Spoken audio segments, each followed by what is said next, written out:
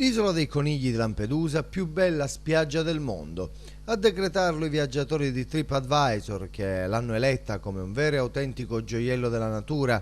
All'isolotto si aggiunge adesso un'altra spiaggia dell'Agrigentino, altrettanto incantevole e incontaminata, quella di Torre Salsa, votata tra le 10 spiagge più belle d'Italia, premiata nell'ambito del concorso La più bella sei tu, promosso da Legambiente. La cerimonia di premiazione si è svolta a Rispescia, in provincia di Grosseto, nel corso della 27esima edizione di Festa Ambiente. A vincere l'edizione 2015 la spiaggia di Bue Marino a San Vito Lo Capo, altra meraviglia siciliana.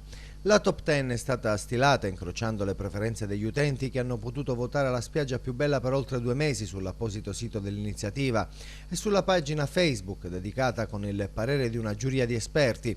E c'è un altro luogo in provincia di Agrigento altrettanto incantevole che aspira ad essere una riserva marina e che si candida ad essere inserita nella lista dell'UNESCO. È la Scala dei Turchi di Realmonte, nei confronti della quale l'amministrazione comunale ha predisposto una serie di norme nuove, norme comportamentali da rispettare in spiaggia e sulla scogliera. I visitatori, si legge, sono tenuti a non asportare argilla o blocchi rocciosi, non danneggiare in nessun modo le formazioni di marma della scogliera della Scala dei Turchi.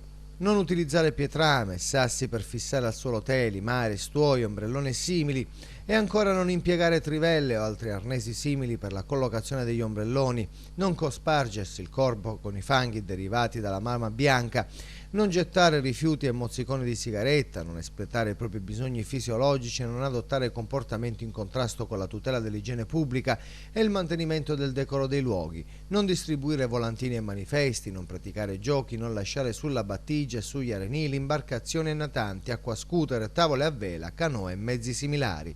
E infine non accedervi via mare con qualunque tipo di imbarcazione natante, fatta eccezione per i mezzi di soccorso in mare, a cavallo e in bicicletta, non esercitare attività di ristorazione e altre attività commerciali.